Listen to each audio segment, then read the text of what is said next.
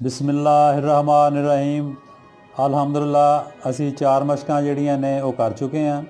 अज असी मशक शुरू करांगे स्वाद अल-अफ़साद दी, ताकि ये जारी सारी रहे सिलसिला।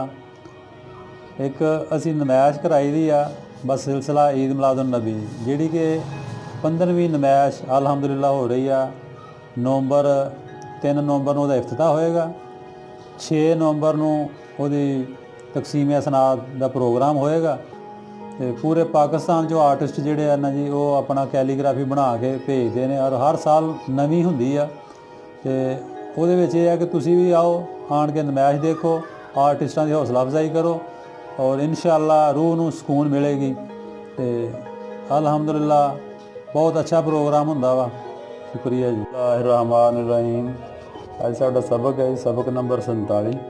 मशक है साड़ी स्वाद दी। स्वाद काफ सक नुकते वाला स्वाद जोड़ा अज लिखांगे। यह चीज़ जी है स्वाद तो शुरू करांगे लैन तो इन्हें थोड़ा जिहा नीचे ले जाके काफ बनावांगे जोड़ा नीचे लैन तक लग जाए। नुकते जोड़े इत्थे बनावांगे।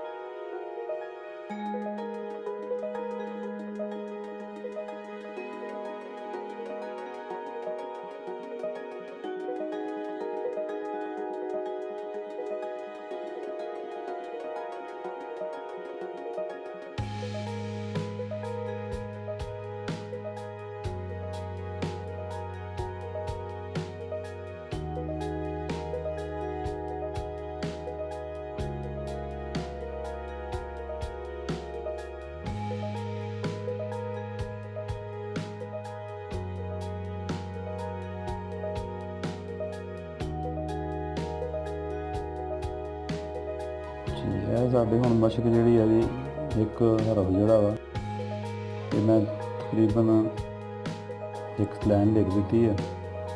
तुसी हुण इहदा कम अज कम एक सफ़ा जोड़ा ना वो लिखो थोड़ा तो थोड़ा भी, और लफज जोड़ा वो शक्ल उन्हें देखो क्या कितों शुरू होया वा, यह कित्थे आ गई मरोड़ी। तो यह जोड़ा दायरा वा मरोड़ी इहदी काफ दी। इस तो बाद फिर बाकी 3 लाइनां बजदियां ने। तिन्ना लाइनां दे विच जिहड़ा वा ते काफ आएगा। इहदे नाल ही साडा दूसरा सबक अज स्वाद काफ सक डंडे वाला स्वाद काफ जिहड़ा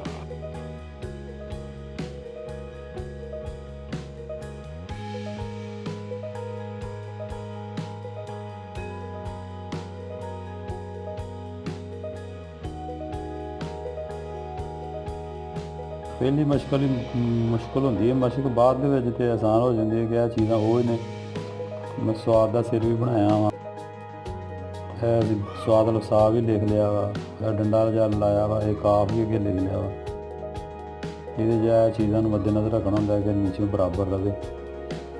यह जोड़ा होंदा है ये नाल 1 पॉइंट नीचे आना चाहिए है हिस्से में।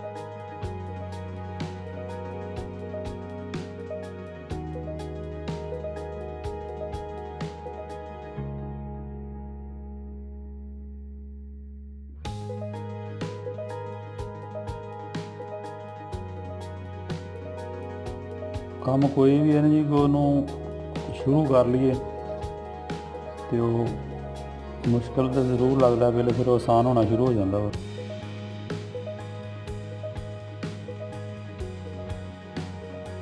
अज का जोड़ा सी साडा अज मार्कर की जी मशक सी दोनों हरफ हो गए।